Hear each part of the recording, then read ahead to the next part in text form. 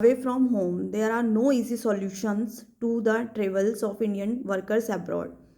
The story of 16 Indian workers allegedly deceived into working under inhuman conditions in Libya highlights the persistent issues of labor exploitation faced by millions of Indians abroad.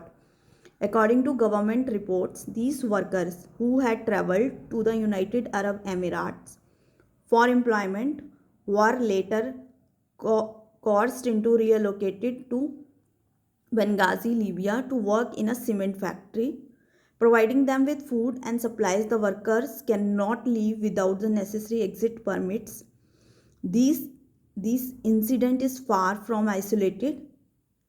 In June, a fire at the labor camp in Mengav, Kuwait, claimed the lives of at least 40 Indians. Prime Minister Narendra Modi's recent visit to Kuwait has brought attention to the plight of Indian workers, particularly those in labor camps. Despite Mr. Modi's acknowledgement of Kuwait's support for its over 1 million strong Indian community, the dangers faced by Indian workers remain a concern. According to the Ministry of External Affairs, there are around 13 million Indian nationals abroad, with most in the Gulf countries.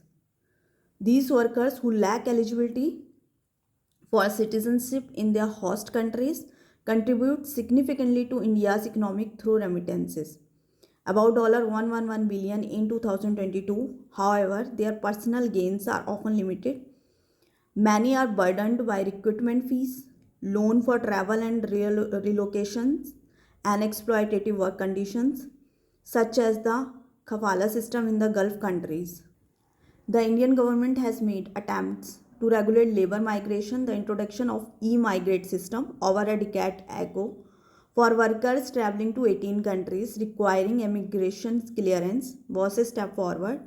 However, labor contractors and agents operating in international networks often circumvent these safeguards. Moreover, these protections don't extend to non-ECR countries such as Israel and Russia, where Indian workers have faced dire consequences, including death in conflict zones. Reforming India's Immigration Act, stricter monitoring of recruitment agents, and demanding higher compensation guarantees from foreign employers are necessary.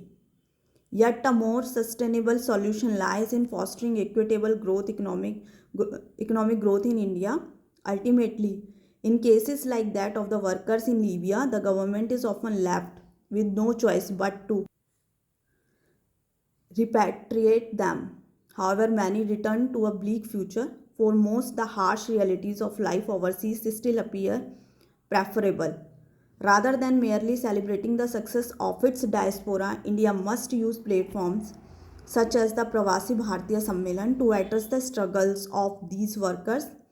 Their plight remains in stark contrast to India's growing economic and diplomatic ambitions on the global stage.